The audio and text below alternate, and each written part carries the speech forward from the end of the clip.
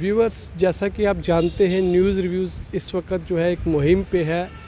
जो हमारी स्टेट के जेके यूटी के ताज़ा तरीन हालात बने हुए हैं उनके ऊपर चर्चा हम हर पॉलिटिकल लीडर्स के साथ करते रहते हैं, हर पार्टी के पॉलिटिकल लीडर्स के साथ कर रहे हैं। और उसी विषय में उसी चर्चा के दौरान आज हमारे साथ हैं जम्मू कश्मीर आम आदमी पार्टी के एक्स कन्वीनर और co chairman coordination state coordination organisation committee के मेंबर ओम प्रकाश खजूरिया जी। आइए हम उनसे जानते हैं ताज़ा तरीन जो हालात है जेके यूटी के, उसके बारे में चर्चा करते हैं और उनसे जानते हैं कि आम आदमी पार्टी को वो स्टेट में किस तरह से फ्लरिश करेंगे, लोगों के लिए वो ये पार्टी कैसे फ़ायदेमंद रहेगी और आने वाला सिनेरियो जो इस वक्त इलेक्शन का है वो कैसा, कितने जल्दी इलेक्शन होंगे, कब तक होंगे, इस सब विषय के बारे में उनसे चर्चा करते हैं। सर, आपका हमारे चैनल में स्वागत है। धन्यवाद जी, धन्यवाद। सर, सबसे पहला सवाल आपसे, जब से आम आदमी पार्टी जम्मू कश्मीर में आई है, आप बहुत पुराने तकरीबन 10, 12, 15 साल से आम आदमी पार्टी के मशाल जो है वो हाथ में लेकर जम्मू कश्मीर में चल रहे हैं। अपना तजुर्बा थोड़ा सा हमारे चैनल के माध्यम से, न्यूज़ रिव्यूज़ के माध्यम से दर्शकों तक पहुंचाएं। देखिए, जहाँ तक आम आदमी पार्टी का ताल्लुक़ है, आम आदमी पार्टी पूरे देश के अंदर एक वैकल्पिक राजनीति को लेके आई है। और वो वैकल्पिक राजनीति है कि जो बुनियादी इश्यूज़ हैं लोगों के, उन बुनियादी इश्यूज़ के ऊपर काम करना। और बुनियादी इश्यूज़ में सबसे जो बुनियादी इशू रहता है वो लोगों की तालीम और उसकी सेहत। जो मुल्क, कोई भी मुल्क जो सेहत याफ्ता मुल्क होता है और तालीम याफ्ता मुल्क होता है, वो मुल्क तरक्की करता है। और किसी भी तरक्की पसंद इंसान के लिए दो चीज़ें बड़ी ज़रूरी हैं कि देश के अंदर जो बुनियादी शिक्षा का ढांचा क्या है और स्वास्थ्य सुविधाओं का जो सेहत का ढांचा क्या है, इन चीज़ों को मद्देनजर रख के ही जो राजनीति देश के अंदर होती है। और हम तो चाहते हैं कि देश के अंदर कोई भी राजनीति जब हो, इन बुनियादी मुद्दों पे हो, ना कि जो सांप्रदायिक मुद्दे हैं उनके ऊपर राजनीति हो। तो जम्मू कश्मीर भी इस सारी चीज़ों से अछूता नहीं है। और जम्मू कश्मीर के लोगों को भी जो बुनियादी सुविधाओं से जो वंचित हैं आज तक, चाहे वो शिक्षा को लेके, आज का जो माहौल है वो शिक्षा को लेके या स्वास्थ्य सुविधाओं को लेके, तो यकीनन जम्मू कश्मीर के लोगों को भी सारी चीज़ें चाहिए। आपने बोला जी शिक्षा को लेके, हेल्थ सुविधाओं को लेके जम्मू कश्मीर को भी चाहिए, जबकि देखने को यहाँ तक है कि जम्मू कश्मीर में इंफ्रास्ट्रक्चर इतने बने हुए हैं, लेकिन उनकी जो अंदरूनी हालत है वो कैसी है? हाँ, बिल्कुल सही कहा आपने बिल्कुल सही कहा। अगर आप ग्रामीण क्षेत्र में चले जाएँ, जो शहरी क्षेत्र के अंदर चले जाएँ, तो वहाँ आपको जो खास करके एजुकेशन का इंफ्रास्ट्रक्चर आपको इतना बढ़िया मिलेगा। सरकारी स्कूलों के पास इतनी बढ़िया ज़मीन मिलेगी, बट वो आज वो खंडर बनते जा रहे हैं। और यही सिमिलर पोजीशन 2015 में जब दिल्ली के अंदर आम आदमी पार्टी की सरकार बनी, तो वहाँ के जो सरकारी स्कूल थे, सरकारी स्कूलों की हालात भी वही थे जो जम्मू कश्मीर के इस समय जो मौजूदा आप देख रहे हैं, सरकारी स्कूलों की बिल्डिंग्स देख रहे हैं, ऐसी ही बिल्डिंग्स थी जम्मू कश्मीर की और दिल्ली के अंदर भी।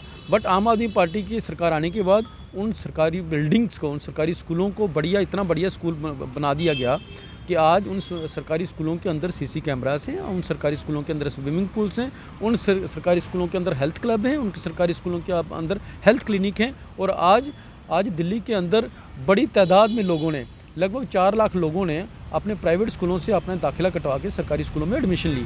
तो ये सारी चीज़ें जम्मू कश्मीर में भी हो सकती थी। दूसरी तरफ अगर आप देखा जाए हेल्थ इंफ्रास्ट्रक्चर की बात करें, तो दिल्ली के अंदर भी हेल्थ इंफ्रास्ट्रक्चर वैसा ही था, बट लोगों को इलाज नहीं मिल रहा था। तो दिल्ली के अंदर मोहल्ला क्लिनिक का कंसेप्ट लेके आया आम आदमी पार्टी। आज मोहल्ला क्लिनिक के अंदर आपके 300 टेस्ट फ्री हैं और आपको हर किस्म की दवाइयाँ वहाँ पर फ्री मिल रही हैं। और उसी तजर्बे को आगे बढ़ाते हुए पंजाब सरकार ने भी, आपने देखा होगा, जैसे ही पंजाब में आम आदमी पार्टी की सरकार आई और पंजाब के अंदर भी वो मोहल्ला क्लिनिक का कंसेप्ट वो आगे निकला। और आज पंजाब के अंदर भी जो दिल्ली का मोहल्ला क्लिनिक अब पंजाब के अंदर पिंड क्लिनिक बन के वो और लोगों को स्वास्थ्य सुविधाएं प्रदान कर रहा है। तो स्कूलों के ऊपर भी वहाँ पे काम हो रहा है। तो सिमिलरली जब वो सारी चीज़ें जम्मू कश्मीर को भी चाहिए और जम्मू कश्मीर के लोगों को भी चाहिए। और इसलिए हम एक तरक्की पसंद लोग थे, मैं एक प्रोग्रेसिव सोच से जुड़ा हुआ था, इसलिए हमने आम आदमी पार्टी का झंडा बुलंद किया। जैसा कि इस वक्त हालात बने हुए हैं कि हम 19 के बाद जब से ये 370 टूटा है और हम एक एलजी के प्रशासन के तले चल रहे हैं, अभी तक भी इलेक्शन का माहौल जो है वो कहीं नज़र नहीं आ रहा।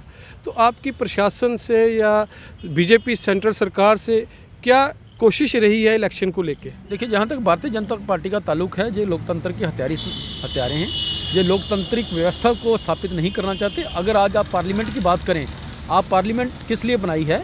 पार्लियामेंट के अंदर चर्चाएं होनी चाहिए, डिफरेंट विषयस के ऊपर चर्चा होनी चाहिए। आज बजट के ऊपर चर्चा नहीं हो रही है, आज अडानी के ऊपर चर्चा नहीं हो रही है। तो जब चर्चा नहीं हो तो पार्लियामेंट चुनने का मतलब क्या है? आप पार्लियामेंट बनाने का मतलब क्या है? और जहाँ तक जम्मू कश्मीर की बात है, जम्मू कश्मीर के में भी जहाँ पे लोकतंत्र को एक साइड पे रख के, जहाँ पे प्रॉक्सी गवर्नमेंट चल रही है, केंद्र द्वारा प्रॉक्सी गवर्नमेंट चल रही है और इससे लोगों की जो बुनियादी अधिकारों का हनन हो रहा है। तो ये सारी चीज़ें ये जग जाहिर हैं, इससे कोई दुनिया से छुपी हुई नहीं है।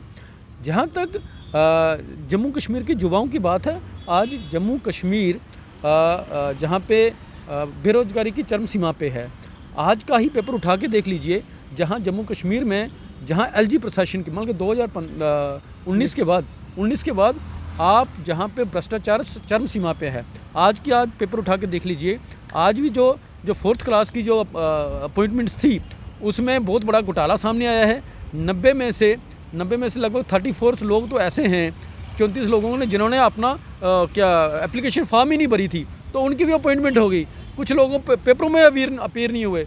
तो और उससे पहले आप देख लीजिए कि उसमें आपने जम्मू कश्मीर सब इंस्पेक्टर भर्ती घोटाला देख लीजिए।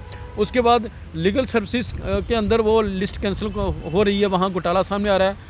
बैंकिंग के अंदर जो लोगों ने एग्ज़ाम दिए थे वो लिस्ट कैंसिल हो रही है। तो इससे जम्मू कश्मीर के अंदर जो युवा है खास करके वो हताश है और इनकी जो भ्रष्टाचार से वो परेशान है। और आज वो भ्रष्टाचार की भेंट जो अगर चल रहा है तो जुआ चल रहा है। तो ये सारे का सारा एडमिनिस्ट्रेटिव फेलियर है जम्मू कश्मीर के अंदर। मैं तो कहूँगा जो एडमिनिस्ट्रेटिव फेलियर नहीं, ये सिस्टम की फेलियर है जम्मू कश्मीर के अंदर। पूरे का पूरा सिस्टम फेल है, जहाँ पे जो भर्ती बोर्ड हैं उनके अंदर बहुत बड़ा घोटाला है। तो आप रोज़मर्रा की आप पेपरों में देख रहे हैं लिस्टें कैंसिल हो रही हैं। तो इससे ये एक नौजवानों को बहुत बड़ी जो हताशा सामने नज़र आ रही है। आपने नौजवानों की हताशा के बारे में बात की। आम आदमी पार्टी अगर सरकार बनाती है तो वो नौजवानों के लिए किस तरह की स्कीम्स लेके आएगी? देखिए, जहाँ तक आम आदमी पार्टी की बात है, अभी रिसेंटली आपने पंजाब के अंदर देख लिया, वहाँ पे हमने जो अडाग बेस्ड टीचर थे, जिसको हम कहते थे मित्र फ्रेंड गेस्ट टीचर, उनको परमानेंट कर दिया। जहाँ पे डेली वेजर्स जो जम्मू कश्मीर के अंदर आप देख लो रोज़ धरने पे बैठे हुए हैं। सिमिलरली पंजाब के अंदर भी इसी तरीके से डेली वेजर्स के धरने होते थे और आम आदमी पार्टी के आते ही पहले ही मीटिंग्स में उन्होंने जो डेली वेजर्स के इश्यूज़ को सेटल किया। और जहाँ तक जम्मू कश्मीर की मैं बात करूँ, जम्मू कश्मीर सरकार ने पिछली सरकारों ने जम्मू कश्मीर के लोगों को एक बुनियादी सुविधाएं पहुंचाने के लिए, जहां आपने देखा होगा कि आपने जो नई तहसीलें, नए ब्लॉक जे बनाए थे, बट उनके साथ साथ मैं आपको एक चीज़ और बताऊं, नए ब्लॉक तो बना दिए, नए नियाबत नए तहसीलदार बना दिए, बट वहाँ पे आज लोगों की परेशानी ये है कि पटवार खाने नहीं बनाए। एक पटवारी को 4-4, 5-5, 6-6 पंचायतें और 6-6 पटवारें दी हुई हैं। तो लोग, और दूसरा सबसे बड़ी बात यह है, पटवारियों के पास लोग आज बुजुर्ग, महिलाएं, माताएं, बच्चे, उनको छोटे छोटे काम, चाहे इनकम सर्टिफिकेट बनाना हो या कोई और सर्टिफिकेट बनाना हो या कोई ज़मीन की नकल रहनी हो, तो वहाँ पटवारियों को ढूंढना पड़ता है। पटवारी का पता चलता है कि आज पटवारी इस पंचायत में है, जबकि होना ये चाहिए था कि एक पंचायत के अंदर एक ही पटवारी होना चाहिए। और रिसेंटली एक और मैं आपको डेवलपमेंट बताऊँ, अभी बैक टू विलेज प्रोग्राम था ना, बैक टू विलेज प्रोग्राम में एक पंचायत के अंदर, क्योंकि सभी जो रेवेन्यू डिपार्टमेंट्स के लोग भी बुलाने थे, तो एक पंचायत के अंदर कोई आला ऑफिसर जो गया है, वो जो बैक टू विलेज ऑफिसर बनाया गया था, तो उस बैक टू विलेज प्रोग्राम के अंदर आपने आला ऑफिसर को भेज दिए, बट वहाँ पे पटवारी को भी बुलाना था। अब पता चला कि आज इस पटवारी के हाथ तो 7-8 पंचायतें हैं, ठीक है, वो दूसरी बैक टू विलेज जो प्रोग्राम है पंचायत में, वो वहाँ पे है। अब पटवारी की कंप्लेंट जाएंगी ऊपर, वो जो ऑफिसर गया होगा मेरी पंचायत में तो पटवारी पहुँचा नहीं, भाई पटवारी कहाँ जाएगा। उसके बाद पटवारी को लगा दिया जाता है कि छोड़िए आप, जहाँ में लोगों के काम छोड़िए, जहाँ ऊपर डीसी का ऑर्डर आ गया हमें फटाफट बता दीजिए जम्मू कश्मीर के अंदर स्टेट लैंड कितनी है, जम्मू कश्मीर के अंदर कस्टडी की बात काट रहा हूँ, एक मिनट मैं पूरी करने दो, मुझे बात पूरी करने दो। तो ये जो बात है मैं उसके साथ जोड़ूंगा, किसके साथ, 2014 में मैं आपको एक चीज़ बताऊं, जो 2014 ने जो भारतीय जनता पार्टी ने जब इलेक्शन लड़ी थी, उनके मैनिफेस्टो में एक चीज़ थी, उनके मैनिफेस्टो में एक थी सबसे बड़ी बात ये थी कि मिनिमम गवर्नमेंट मैक्सिमम गवर्नेंस। अब मिनिमम गवर्नमेंट क्या होता है कि मिनिमम गवर्नमेंट एम्प्लाई, उनको निचोड़ लो, ज़्यादा काम ले लो। मीन्स एक पटवारी को काम दे दो 7 पंचायतों का, मिनिमम गवर्नमेंट करनी है।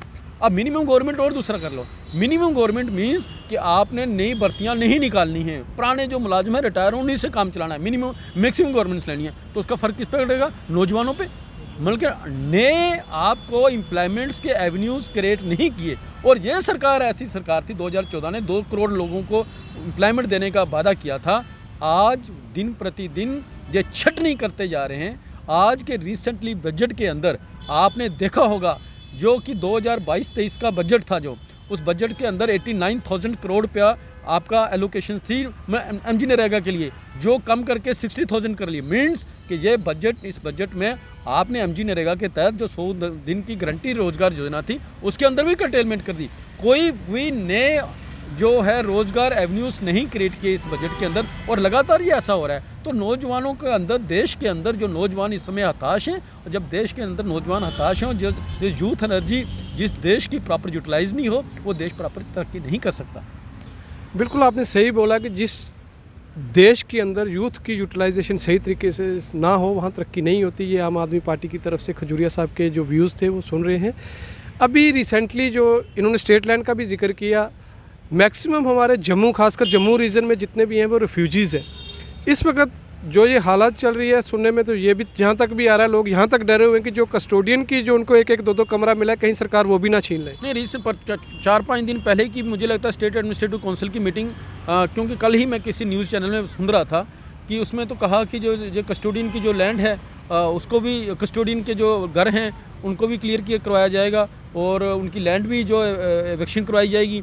तो कस्टोडियन की प्रॉपर्टी के ऊपर सबसे ज़्यादा जो पीओजेके के विस्थापित हैं, और आज तक मैं आपको बताऊं, अगर आज तक सबसे बड़ा कोई सफ़र रहा है जिसका पॉलिटिकली अगर एक्सप्लॉयटेशन रही है और पॉलिटिकली जिसको इग्नोर किया गया है, तो वो पीओजेके के विस्थापित हैं। हालांकि जम्मू कश्मीर का जो रियल इश्यूज़ है, जो जम्मू कश्मीर का रियल इशू, वो प्रेजेंट जो मौजूदा श्रीनगर या जो भी डिस्ट्रिक्ट्स नहीं है, तो जम्मू कश्मीर का जो पाकिस्तान के साथ जो हमारा तनाज़ा है, उसका रियल इशू वो एरिया है जो पाकिस्तान के नाजायज़ कब्जे में है। उस पाकिस्तान के नाजायज़ कब्जे से जो लोग आज लगभग 14 लाख की पॉपुलेशन जम्मू कश्मीर के अंदर या डिफरेंट देश के डिफरेंट हिस्सों में रह रही है, उन लोगों के साथ एक सौतेला व्यवहार हो रहा है जम्मू कश्मीर के अंदर रिसेंट, और सभी पॉलिटिकल पार्टियाँ कर रही हैं, सभी पॉलिटिकल पार्टियाँ। और मैं आपको एक चीज़ बताऊँ, अभी रिसेंटली राहुल गांधी जी की जो भारत जोड़ो यात्रा थी, राहुल गांधी जी के भारत जोड़ो यात्रा में लखनपुर से लेकर कश्मीर तक आपको वैली माइग्रेंट्स की बात हुई, वैली माइग्रेंट्स की बात हुई, रिफ्यूजीज की नहीं हुई।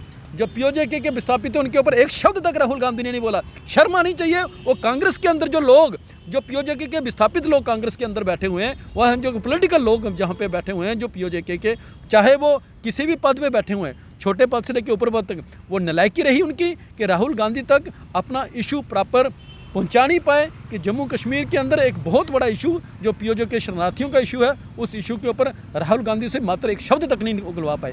ये बड़े इश्यूज़ हैं। आज जहाँ तक स्टेट लैंड की आपने बात करी, आज जो सबसे बड़ी जो कस्टोडियन की प्रॉपर्टी है, कस्टोडियन की लैंड है, एग्रीकल्चर लैंड है, वो किनके पास है? किसानों के पास, पीओजेके के विस्थापितों के पास है। अगर उसके ऊपर कोई कानून बनता है तो सबसे ज़्यादा सफ़र कौन करेंगे? पीओजेके के विस्थापित। अगर आज जो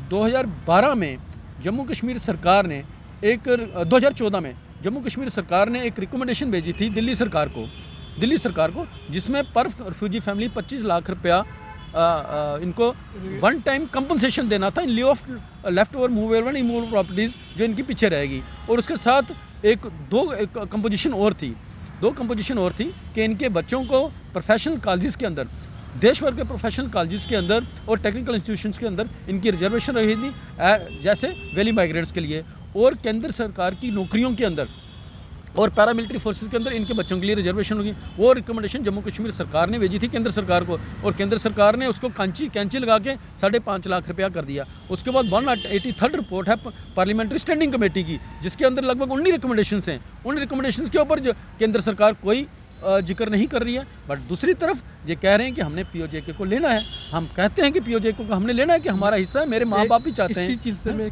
क्वेश्चन अपना थोड़ा जारी रखूँगा ताकि आप विस्तार से जवाब दे पाएँ। वही बात कि पीओजेके को सरकार लेना चाह रही है, लेकिन क्या ये जो दशा इस वक्त दर्शा रही है, instead of taking action on land grabbers, बड़े मगरमच्छों के खिलाफ एक्शन करने के बजाय ये जम्मू कश्मीर के लोगों को ही बाहर निकालना, क्या इसको सिर्फ ज़मीन चाहिए या लोग भी चाहिए? देखिए, जहाँ तक हमारे ज़मीन का और नौकरियों का अधिकार था वो हमें डोगरा डायनेस्टी ने दिया था, महाराजा हरी सिंह ने ये अधिकार दिए थे।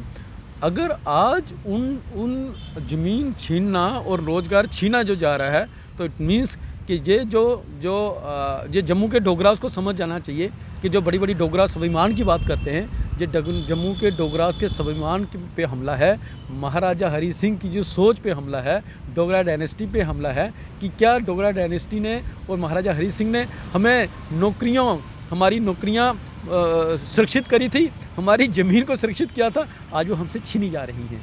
तो इसका मतलब जम्मू के डोगरा को समझना चाहिए कि ये भारतीय जनता पार्टी जम्मू के डोगरों के हित में नहीं है, डोगरा डायनेस्टी के और महाराजा हरी सिंह की वो सोच के ऊपर नहीं चल रही है। अब मैं ये जानना चाहता हूँ, आम आदमी पार्टी की जो जम्मू इकाई है, जम्मू कश्मीर इकाई है, जिसमें आप स्टेट कोऑर्डिनेशन कमेटी में को चेयरमैन हैं, आप अपने संगठन को किस तरह से विस्तार करेंगे? और जो अभी हो सकता है, जैसा कि सेंटर ने बोला है कि जल्दी ही डीडीसी या दूसरे जो है ब्लॉक बॉडीज़ के, लोकल बॉडीज़ के जो है इलेक्शंस करवाए जाएंगे, क्या उनमें जो आम आदमी पार्टी है वो अपना योगदान देगी? देखिए, मैं पहले थोड़ा सा आपको करेक्ट करना चाहूँगा कि मैं ओम प्रकाश खजुरिया को चेयरमैन हूँ स्टेट ऑर्गेनाइजेशन बिल्डिंग कमेटी का। और दूसरा जो आपका प्रश्न था, क्या जम्मू कश्मीर के अंदर भारतीय जनता पार्टी इलेक्शन करवाना चाहती है, यानी केंद्र इलेक्शन करवाना चाहती है?